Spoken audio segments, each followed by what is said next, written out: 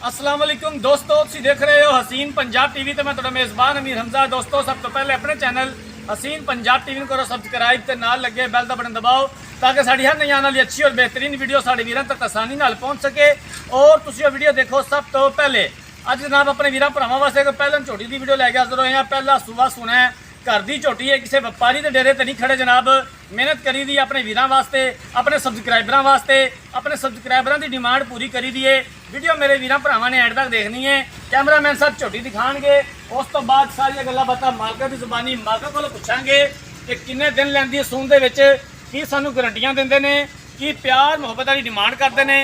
माशाल्लाह कद चंगा, बेल चंगी, धुनी कोड़ी तो बिल्कुल साफ, थन बड़ा खूबसूरत लगे हुआ है। पिछले दोवें खुद सफेद ने।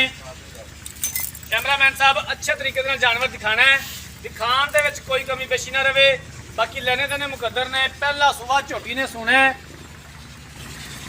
बल्ला मत्था, कालियां अखां, सिंह थोड़ा जिहा खुला लै गई झोटी।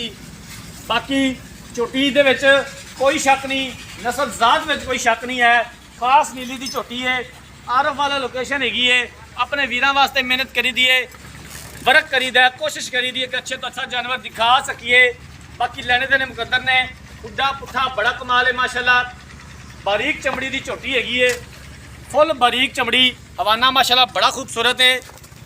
कैमरामैन साहब अच्छे तरीके से जानवर दिखाना है, दुकान के विच ना कोई कमी पेशी रहे।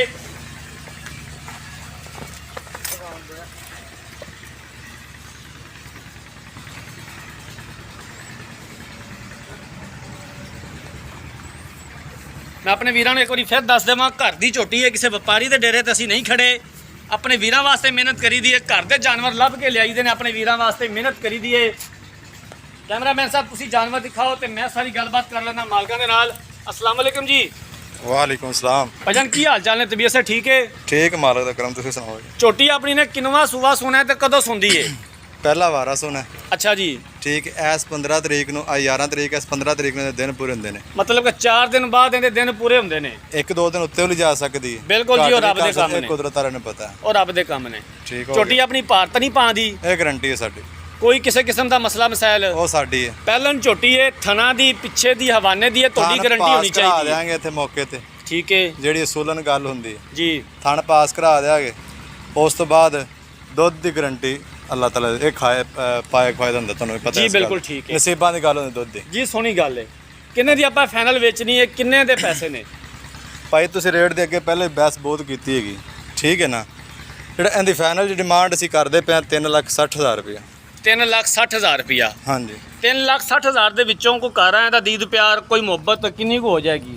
ਬਿਲਕੁਲ ਕਰਾਂਗੇ। ਤੇ ਹਾਜ਼ਰ ਟਾਈਮ ਫਿਲ ਵਕਤ ਤੁਹਾਡੇ ਵਾਸਤੇ ਗੁੰਜਾਇਸ਼ ਇਹ ਹੀ ਹੈ ਕਿ 3,45,000 ਰੁਪਇਆ ਤੁਹਾਨੂੰ ਇਸ ਟਾਈਮ ਛੋਟੀ ਦੀ ਡਿਮਾਂਡ ਹੈ। 3,45,000 रुपया फिल वक्त फाइनल है। ਹਾਂਜੀ मजीद भी कोई गुंजाइश कढोगे?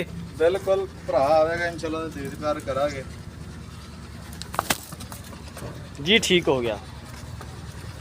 लो जनाब, मालकां दी गल्लां बातां सुन लईआं ने। पहला सूबा झोटी ने सुना है, 4 तो 5 दिन मजीद लै जाएगी सून दे विच। थना दी, पिछे दी, हवाने दी, हर तरह की मुकम्मल गारंटी है साडी भी ते मालकां दी भी। 3,60,000 रुपया फिल वक्त फाइनल है। 3,60,000 दे विचों भी कितना प्यार मुहब्बत जनाब कीता है? 15,000 रुपया। 3,45,000 रुपया फिल वक्त फाइनल है। मजीद भी असीं इंशाअल्लाह ताला गुंजाइश करवावांगे जिथों तक हो सकिया।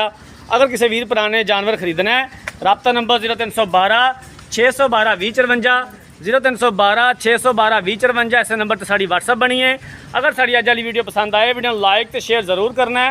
जिंदगी रही तो मिलांगे एक नई वीडियो के नाल। अपने मेज़बान अमीर हमजा ने दो इजाज़त। अल्लाह हाफिज़।